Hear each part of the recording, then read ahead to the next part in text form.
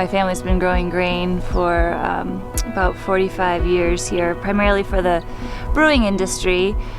More recently we added on some wheat so we could then mill it, and I built a new flour mill about 2 years ago.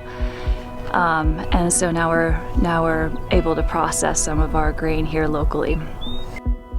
At our flour mill, we focus on high extraction flour, so that basically means that we're trying to retain as much of the wheat as possible, but still creating a really high quality flour that performs really well in baked goods. It has a lot of bran and a lot of germ in it, so it retains a lot of nutritional value and flavor.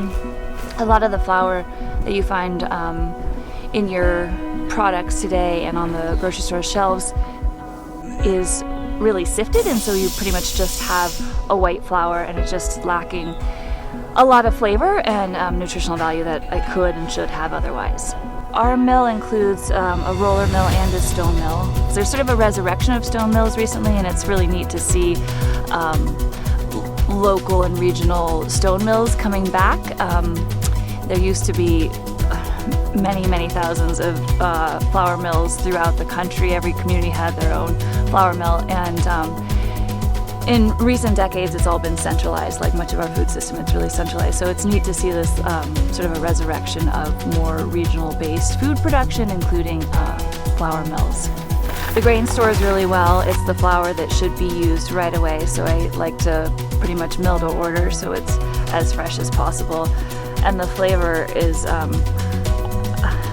I continue to be so excited and impressed with a different flavor, because I think we're used to flour not really having much of a flavor, and you realize that wheat actually has a ton of character and flavor inherent in the wheat itself, rather than trying to have something kind of bland and then add all your flavor on top. I love doing this. It's an opportunity for me to weave together so many of my different interests.